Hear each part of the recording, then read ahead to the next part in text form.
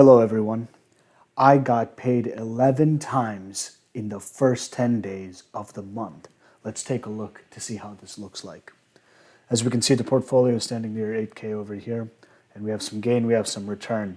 But how it paid us so many times, really, if you think about it, comes down to how many holdings we have in this portfolio. If we go to activity, we can actually see these dividends being paid out, and then we'll get into kind of the bigger picture that we're noticing. So when we go to activity type, and let's say we only want dividends, so over here, December 8th, and if we track to December 1st, as we can see, you have 27 cents coming in from Aflac on the 1st of the month. And on the 1st, we actually got 1, 2, 3, 4, 5, got paid 6 times on the 1st of the month.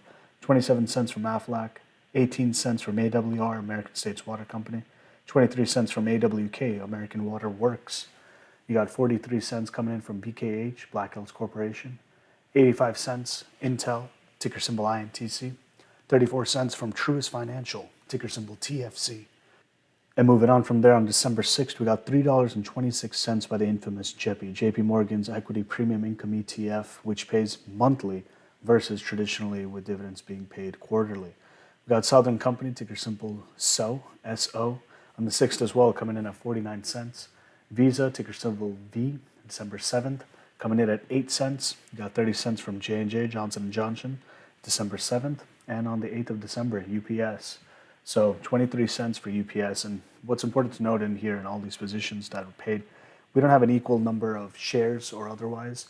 For example, with Aflac, I can't say necessarily, or with all of these, that they have the same number of shares, which is indeed the fact and the case. So it's brought fractionally through M1 Finance, through their DCA methodology, in terms of me depositing every so often.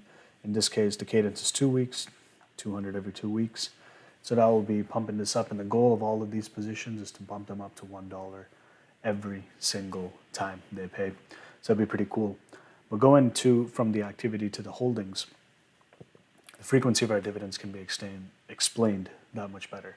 So 69 positions. If you do the math of 69 times 4, we're talking roughly 276. If you think about how many weekdays there are in a year, if there's 365 days minus 2 times 50 weekends, we're talking around roughly 250 to that many days in terms of weekdays minus your national holidays. So to be paid 69 times 4, 276 times in 250 days, that's literally more than once a day on average.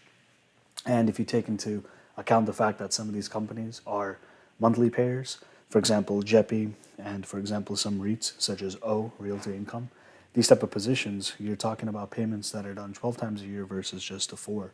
So when you bump that, even those couple kind of examples, it adds up real quick. So with that being said, 11 times in 10 days, it's not so much and not so less, but it's definitely one of those situations where it's definitely great to track towards, depending on how you want to arrange the income you're making towards your lifestyle, whether you prefer, let's say, one time a month type of payout and budget accordingly, or you may prefer, being paid semi-annual, semi-weekly or bi-weekly. And again, there's daily payments, which if you have that type of income goal, such as something called a DIG, daily income goal, that can be something that definitely motivates and directs the way you spend and account for and budget for your daily expenses and otherwise. But with that being said, this many holdings, you can kind of see where there's a lot of position over here with NLY, where NLE Capital, this is more of a REIT, and we look at the actual details, we can definitely understand more from your dividend yield. Is there any growth attached to it? What's the payout ratio and otherwise? So definitely worth subscribing to learn and understand more. And happy you're here, and see you soon enough.